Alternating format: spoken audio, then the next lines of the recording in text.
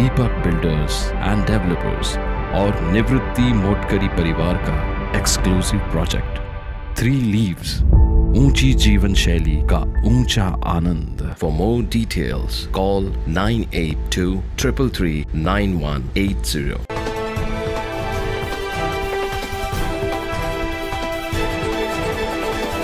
नांदगाव शहरातील महात्मा फुले चौकात नांदगाव नगर परिषदेच्या व्यापारी संकुलाची प्रशस्त इमारत आहे।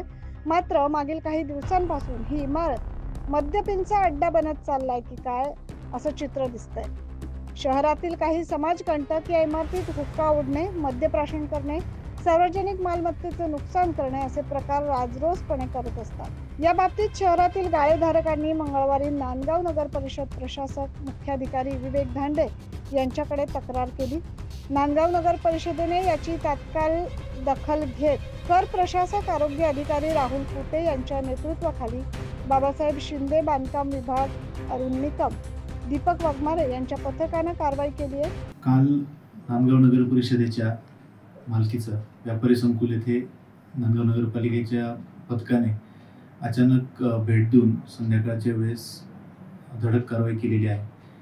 आम्हाला अशी माहिती होती की व्यापारी संकुलामध्ये संध्याकाळच्या वेळेस काही समाजकंटक त्या ठिकाणी चुकीचे काम तिथे करत असतात। तर त्यासाठी ते पथक तिथं पाठवण्यात आलं होतं। तिथं असे काही लोक आढळून आले, त्यांच्यावर कारवाई करण्यात आली। मात्र ह्या वेळेस फक्त समज देऊन त्यांना सोडून देण्यात आलं।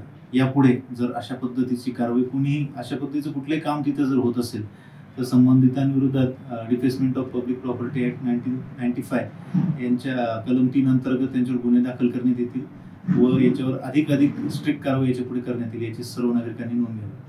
नांदगाव नगर परिषदेच्या पथकाने धाड टाकल्याने यात काही मद्यपींनी पळ काढला। मात्र नगर परिषदेने यावर ठोस निर्णय घ्यावा अशी मागणी गाळेधारकांनी केली। न्यूज महाराष्ट्रासाठी प्रतिनिधी अनिल धामणे।